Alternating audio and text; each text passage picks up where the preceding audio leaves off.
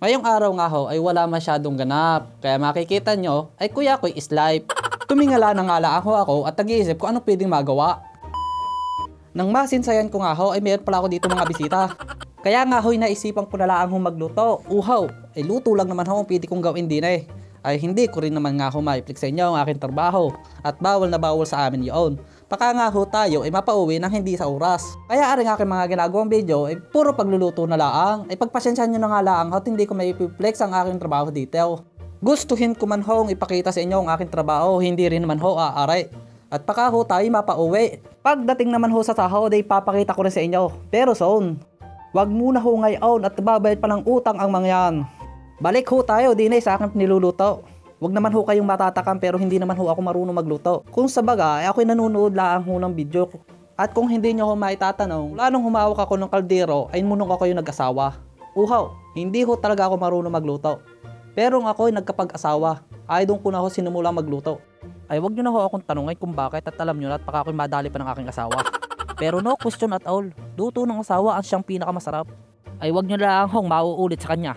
Pero dahil nga ho may pagkatuyuhin ng aking asawa, ay yung toyo niya ay napapasama na sa kanya niluluto. Uhaw, dun ho ako magkakaroon ng bato.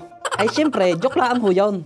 At kung umabot ka na rin nga lang sa bidyong ito, ay pakicomment na rin kung taga saan ka at nang malaman ko na rin kung saan umabot ang bidyong ito. Salamat sa iyo kaibigan. Balik ho tayo dito sa akin niluluto. Niluto ko nga ho ngayon, di aring Bicol Express. Bukod ho sa adobo ay aring pang pinakasimpleng lutuin. Mabilis. Walang masyadong rekado. Basta aag-agin nyo lang ng gayaan. Hahaluin ng karne. Huwag nyo rin hong kakalimutan at hindi ko lang ho nabanggit kanina. Isa nyo yan si sibuyas, bawang at luya. Tapos lagyan nyo ng paminta at asin. Tapos agag na ulit ng gayaan. Pagkatapos nung mag-ag, hahaluin nyo naman ng garne, gayon at ganto. Yan ho ang tamang proseso. At ari lang naman ho ang major subject din eh. Ang gata. Wala nga lang hong niyog din eh. At lahat ang gata ang uso din eh. Kung sa amin, aray, tatawid lang ng ilog. Tapos doon mga nganyog. Sa paglalagay naman ho ng rekado, ay huwag niyong kakalimutan gamitin ang tansyameter. Yun ho ang tamang panukat sa bawat ilalagay na rekado. At sa puntohong aray, inilagay ko ng sili. At nang humalang halang naman, ay sa daming sili na yan, at baka hindi la ang sipa, at baka tadyak pa sa buhanga. Ay huwag nyo rin kakalimutan yung inilagay kong yan. Bahala na kayong umintindi kung ano yan. Sa pagkakaalam ko, ay wala pa hong ambag yan. Ay bahala ka na. Tapos ho nyan, dilalasan ng gayaan yan. Ay mukhang masarap na, diga. Dahil nga ho, wala tayong alamang. Di yan, patis na laang. Yan ho ay ginamitan ko na ng tansyameter. Tapos ho noon, di are, vinegar puset, made from Japan. Ay sa daming are, ay 3 araw na namin kakainin are.